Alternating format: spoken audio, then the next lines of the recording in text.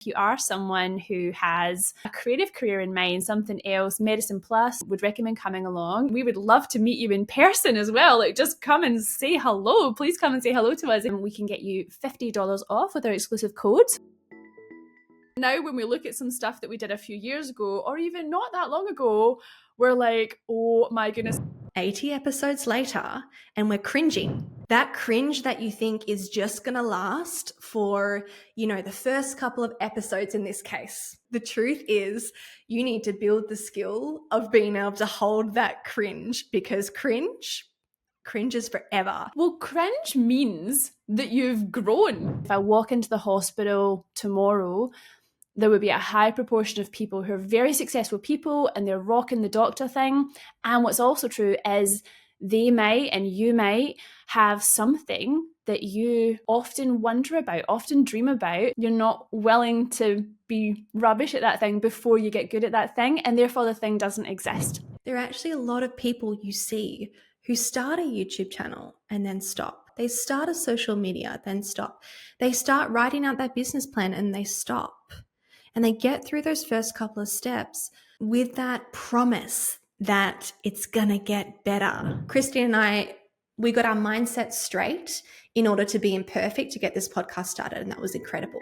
Hello, my beautiful friends. My name is Dr. Becc. And I am Kristeen Barker, and this is Am I Doing It Wrong? A podcast for doctors by doctors. Every week on the pod, we'll be bringing you conversations which shine light in dark places, normalise the doctor journey, ease unnecessary suffering, and give you actionable steps to thrive in all facets of your life.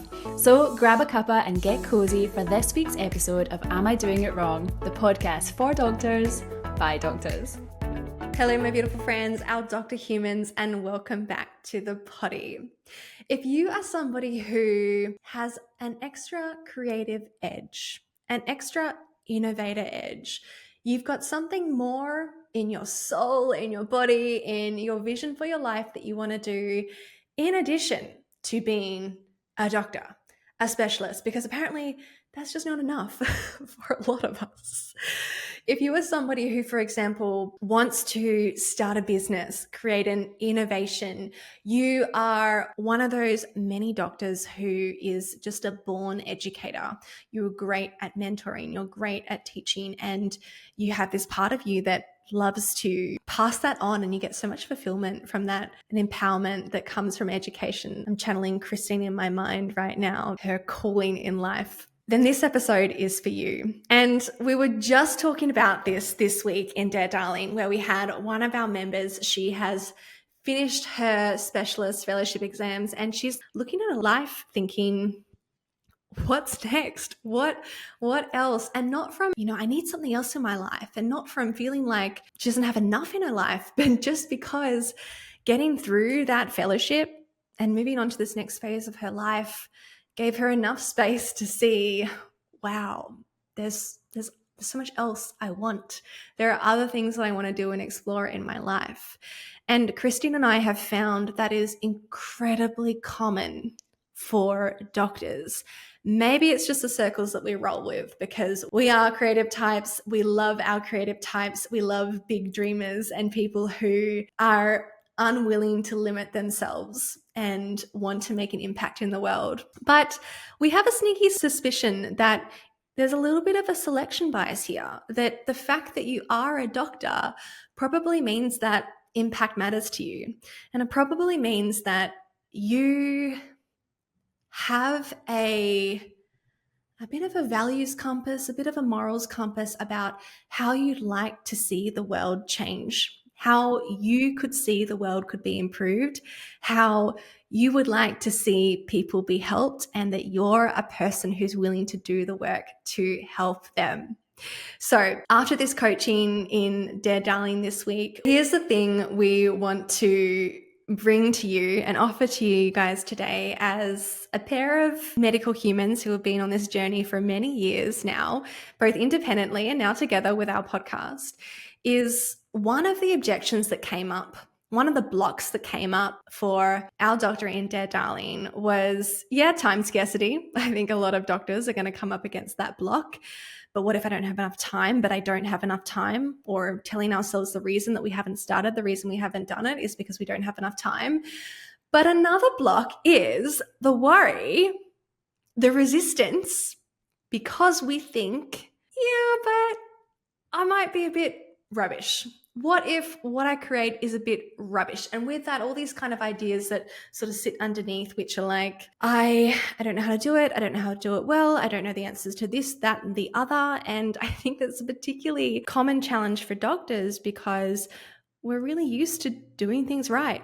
We're really used to doing a good job of things. And when it comes to these creative, innovative paths, almost by definition, there isn't a right way. So we can really get in our own way when it comes to these pursuits as doctors. Today, Kristeen and I wanted to talk to you guys about how to get past this concept of, yeah, but I might be a bit rubbish. Yeah, but it might be not very good, as something that's blocking you on that creative, innovative path. And some kind of personal experiences about the cringe that you have to face along the way. I have, like, my face is actually like sore from smiling because I'm so excited to have this conversation. But also, just before we came on, I was giggling away about this topic with Beck because it is so close to my heart this week, to both of us. We've had behind the scenes conversations, and right now both Beck and I, separately and together, are having this realization that perhaps / definitely things that already exist that we made in the past that are available right now on the internet are perhaps a bit rubbish. Businesses and brands that are doing okay, despite the fact that now when we look at some stuff that we did a few years ago, or even not that long ago, we're like, oh my goodness. So I guess examples are, we're actually undergoing, with the podcast you're listening to right now, we are actually undergoing developments. You'll see over the next few weeks to months that there will be changes. There will be branding changes, like we're audio, visual, there's going to be changes. But it's funny, like as we make these changes, we are having this experience where we're like, oh my goodness, how did we let everything else through to the keeper? Like how did we accept that reality? But the truth is that even though we look back at especially some of our earlier episodes and we're just figuring everything out with the best intentions, what happened when we started our podcast was we were coming to this scared. I don't think we were worried so much about all the techie stuff. We were worried about being able to hold coherent conversation and kind of improvise on the spot talking, because we record these live on the internet, right? So we were worried about live streaming, and we were worried about lots of other things, obviously worrying how we might be showing up and how we might fail at this. But we were just trying to understand how we could show up every week and just speak from the heart and somehow turn that into a podcast for you guys that was going to be useful to you. And we really had the purest of intentions. But our barriers then were just getting started and just understanding, like getting over the stage fright, for want of a better word, of just turning up and jumping on the mics. Am I right, Beck? I'm so incredibly proud of the way that we handled this and the way that we started it. I want to offer that as something in this episode as probably one of the best ways to get started, just thinking about the things that stop you. Kristeen and I had this phrase that was sort of the heart of our processes for the podcast, and it was let it be easy. And let it be easy helped us to not get bogged down in so many of those technical challenges that right now we're, as Kristeen said, we're trying to upgrade. And I'm so proud of that because they're the things that stop so many of us. Again, particularly as doctors who want to do a good job, we're not used to not doing a good job. We're not used to not doing the best. We're not used to not doing it right. It stops us from actually getting started.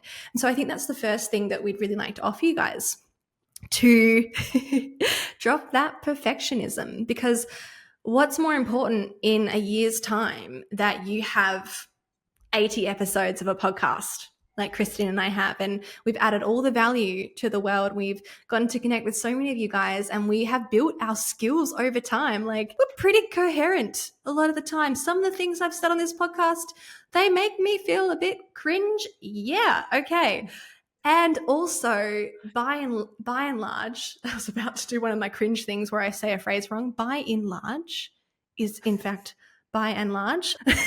By and large, the cringe moments have been so incredibly worth all of the strategic byproducts that we've gotten out of it and all of the impact that we've created and the platform that we have now to grow and do better from where we are and therefore add more value.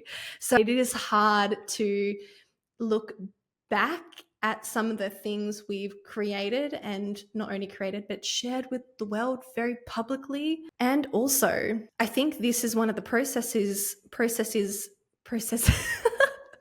I think this is one of the processes that you can leave this in VN for demonstrating the point.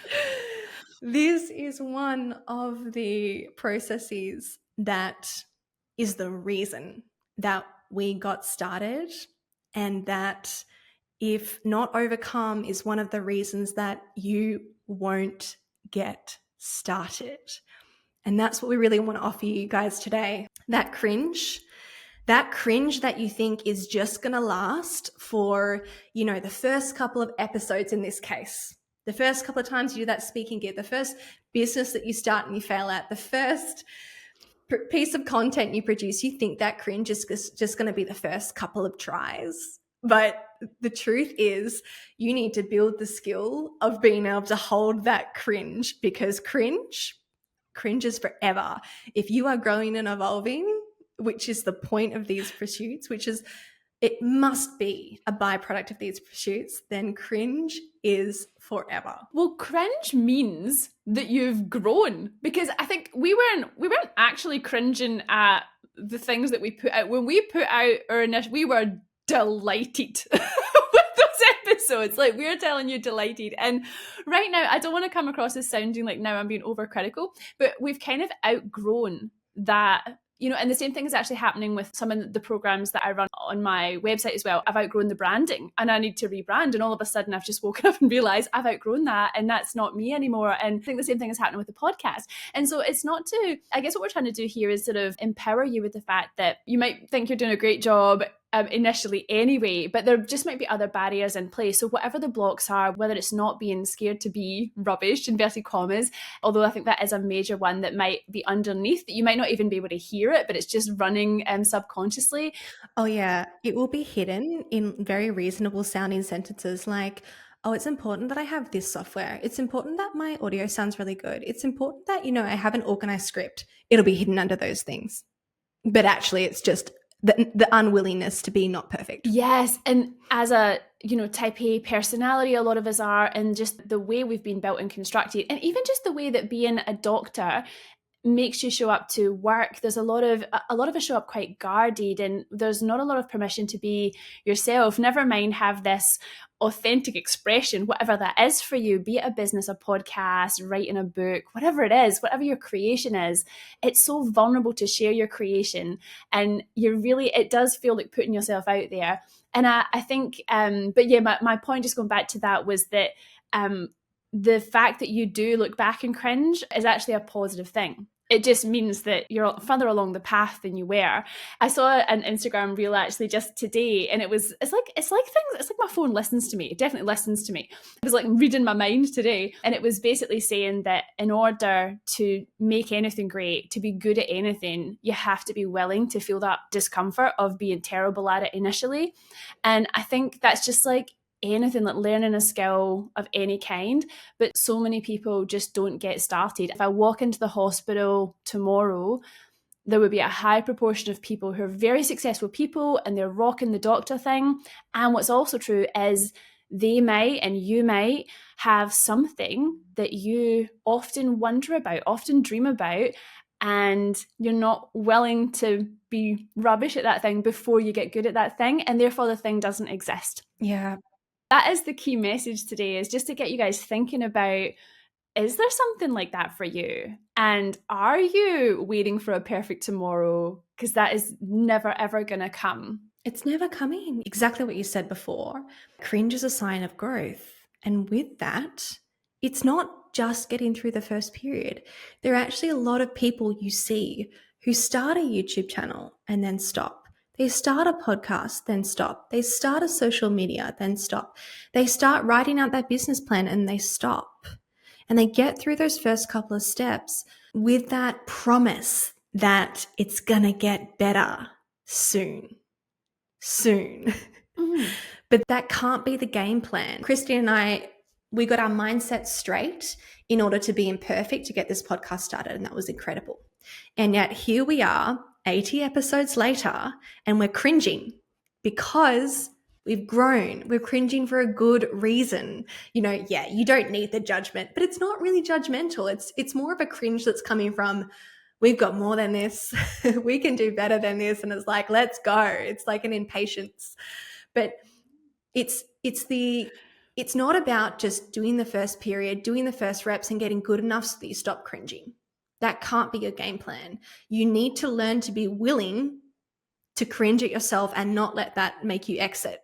Because hopefully if you're still growing, as Kristeen said, if you're still growing, you're going to get to that cringe phase again, and you're going to have that urge to up level again. And that is a really good thing. It's a sign of growth.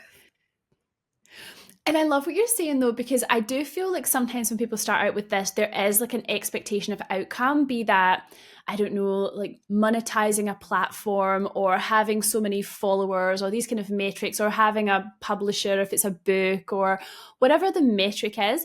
But another thing that's really cool about this is if you have a desire to do something, if you have a want to do something like this, you might start doing this and find that the reason you started doing this was actually for a whole different reason, or it gives you something, a gift that you never expected. And I think life is so beautiful this way.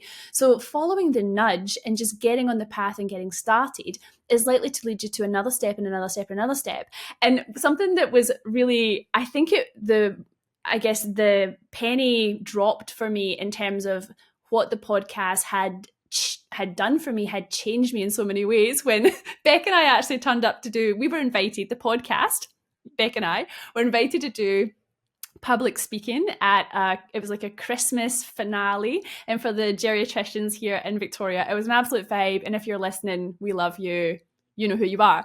But the truth of that was, I was actually overseas until the day of, and I arrived back from Scotland that morning, and I wrote whatever I was going to say on the plane, and it was just like a few bullet points. But also on that same plane journey, somebody had a cardiac arrest. And I'm doing CPR, and I'm thinking about this poor wee man, like, did not make it. And it was this disaster flight, and I'm writing this thing, and I haven't slept, and I'm traumatized because this guy died on the plane. It was a whole thing, right? Rock up, jet lagged with all of that stuff having just happened, and somehow got through a semi-improvised public speaking arrangement because I didn't have any other time. I was with my family and everything. I was not prepared. And Beck, I don't think you had much time to prepare for that either. And what we realized was that the podcast had built a skill in us that makes us able to, at quite short notice, turn up. And I mean, it doesn't feel comfortable. Don't get me wrong. You still think, oh my God, am I going to go blank on that stage? But the truth of it is that the podcast has given me so many gifts in that way, in terms of being able to show up and speak, whether I've rehearsed or not. It makes it better. So I guess to sort of say that there's other gifts along the way, like even if, no one else listened to the podcast ever, and even if we stop doing this, which we're not going to do, we're definitely going to keep doing the poddy, and we hope that you love the poddy, and feel free to give us any of your ideas in the comments below. But my point is that it's already given us back so much, and not what we expected at all. That wasn't what I had expected to get from the podcast. Absolutely. And this is a strategic byproduct. We're currently doing our uncertainty immersive in Darling, stable in uncertainty. And immersive is where I give you guys like a course. It's a video course. We've got self-coaching worksheets and things. But the most important thing is this course is actually paired up with weekly coaching. because too many of us, we go to learn things and then we don't apply them. We go to learn things and we think we know them, but then because we haven't implemented them or had any support in implementing them, we actually don't integrate them into our lives and get the transformation. So an immersive is about the course plus the coaching. And that's why this topic came up, because we were talking about making big decisions in our lives. And of course, we have, I think everyone in our Dear Darling group has a little something else they want to do outside of their incredible medical specialty. When we went through this process of making this decision, one of the things I like for people to do, you guys to do, is to consider not just the product, right? The ultimate outcome. Like say it's the podcast reaching 5,000 doctors. Say that's our goal. But the strategic byproducts are the other things you get. It's the value outside of that one main outcome or goal that you have. And this makes the podcast for us such an easy, obvious thing to do, because yeah, sure, we want to impact an incredible, enormous amount of doctors and change your lives. But if we were worried week by week about how many people were and weren't listening, and if we were going to meet that goal, it would be really easy to be like, gosh, this costs us a lot. This takes a lot of time. And gosh, it's taking a lot of vulnerability. And gosh, this is hard. But when we recognize the strategic byproducts, as Kristeen's talking about, like the way that regardless of whether we achieve that outcome, that's not actually our goal of the podcast, by the way. I just pulled that out as an example. But it doesn't even matter that we haven't reached our ultimate outcome, our 10-year plan, or that we're not perfectly on track for it. It wouldn't matter theoretically if we weren't, because we've already identified all these other strategic byproducts, all these other wins out of the podcast. It's the comments that we get, the reviews. Thank you guys for leaving a review. For those of you who have, we've got straight 5-star reviews, which is just, it means a lot to us. So thank you. But all those things, all those strategic byproducts, all the other value we get from this pursuit, from this decision, outside of the ultimate best case scenario, recognizing these strategic byproducts will help you decide, wait a second, yeah, it might be a bit rubbish. It might make me cringe, but look at all the other stuff that comes out of this. And that makes it a no-brainer for me. That makes me want to do these things that, yeah, scare me and yeah, like cost me time and risk and da-da-da-da-da.